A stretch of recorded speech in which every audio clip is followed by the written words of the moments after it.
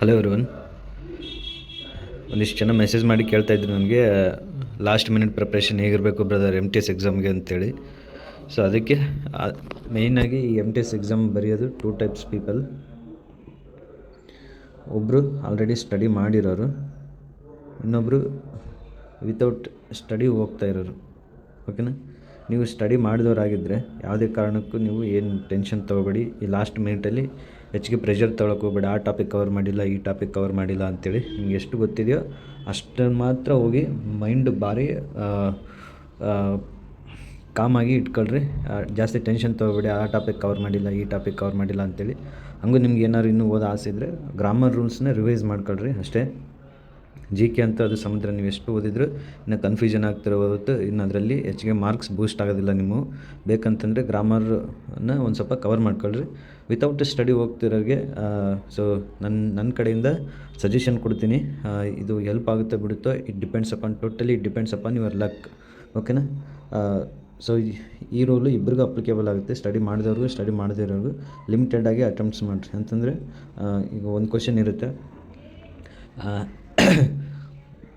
Japan ದೇಶದ ರಾಜಧಾನಿ ಯಾವುದು ಅಂತೇಳಿ. ಇದು ನಿಮಗೆ ಗೊತ್ತೇ ಇರೋದಿಲ್ಲ ಅಂಥ ಟೈಮ್ನ 100% ಗೊತ್ತಿರೋದಿಲ್ಲ ನಿಮಗಿದು. ಅಂಥ ಟೈಮ್ನಲ್ಲಿ ಬಿಟ್ಟು ಬನ್ನಿ, ಇದನ್ನ ಅಟೆಂಡ್ ಮಾಡೋಕ್ಕೆ ಹೋಗಬೇಡಿ. 4ರಲ್ಲಿ ಬಂದಿರ್ಬೋದು ಅಂತೇಳಿ ನೀವು ಹಾಕಿ ಬಂದರೆ ಅದು 100% ತಪ್ಪಾಗಿರುತ್ತೆ. ಓಕೆ? 100% ನಿಮ್ಗೆ ಗೊತ್ತಿಲ್ಲದೆ ಇರೋ ಹಾಕೋಕ್ಕೆ ಹೋಗಬೇಡಿ. ಒಂದು ವೇಳೆ ನಿಮಗೆ 50-50 ಗೊತ್ತಿದ್ದರೆ ಅಂಥ ಟೈಮ್ನಲ್ಲಿ ಹಾಕಿ. ಈಗ 4 ಆಪ್ಷನ್ ಇರುತ್ತೆ, 4 ಆಪ್ಷನಲ್ಲಿ 2 ಆಪ್ಷನ್ ನೀವು ತೆಗೆದಿರ್ತೀರ, ಅದೇ ಇರ್ಬೋದು ಇದು ಇರ್ಬೋದು. ಅಂಥ ಟೈಮ್ನಲ್ಲಿ ನಿಮ್ಗೆ ಯಾವ್ದು ಅನಿಸುತ್ತೆ ಅದು ಹಾಕಿ ಬರ್ರಿ. ಯಾಕಂದರೆ ಮಾರ್ಕ್ಸ್ ಸಿಗೋ ಚಾನ್ಸಸ್ ಇರುತ್ತೆ ಅಂಥ ಟೈಮ್ನಲ್ಲಿ.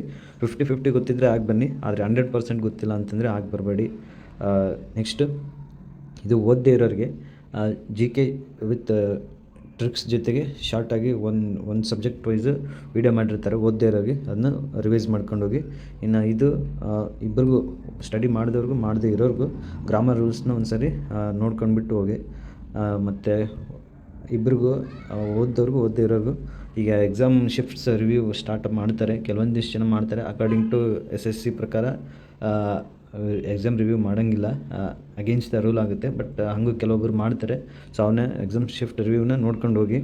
ಆ್ಯಂಡ್ ಇಬ್ಬರಿಗೂ ಅನ್ವಯಿಸೋ ರೂಲ್ ಅಂತಂದರೆ ಚೆನ್ನಾಗಿ ನಿದ್ದೆ ಮಾಡಿ.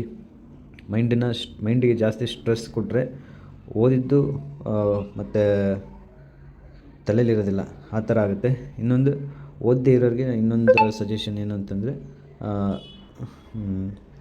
ಈಗ ಪ್ರೀವಿಯಸ್ ಇಯರ್ ಪೇಪರ್ಸ್ನ ಸ್ವಲ್ಪ ಬಿಡಿಸಿ. ನಿಮಗೆ ಪ್ಯಾಟ್ರನ್ ಗೊತ್ತಾಗುತ್ತೆ, ಕ್ವಶನ್ ಹೇಗೆ ಬರ್ತಿದ್ದಾವೆ ಅಂತ ಗೊತ್ತಾಗುತ್ತೆ. ಸೊ ಸ್ವಲ್ಪ ಹೆಲ್ಪ್ ಆದರೆ ಆಗ್ಬೋದು. ಸೊ ಈ ಥರ ಪ್ರಿಪ್ರೇಷನ್ ಇರಲಿ, ಲಾಸ್ಟ್ ಮಿನಿಟ್ ಪ್ರಿಪ್ರೇಷನ್. ಓದದೇ ಇರೋರಿಗೆ ಭಾಳ ಆರಾಮಾಗಿ ಕೂಲಾಗಿರ್ರಿ, ನಿಮ್ದು ಆಗೋ ಚಾನ್ಸಸ್ ಭಾಳ ಇರುತ್ತೆ. ಓದದೇ ಇರೋರಿಗೆ ಗಾಬರಿ ಆಗಬೇಡಿ. ಗ್ರಾಮರ್ ರೂಲ್ಸ್ನ ನೋಡ್ಕೊಂಡೋಗಿ. GK videos, short videos subject wise ಮುಗಿಸಿರ್ತಾರೆ, ಅವನ್ನ ನೋಡ್ಕೊಂಡು ಹೋಗ್ರಿ.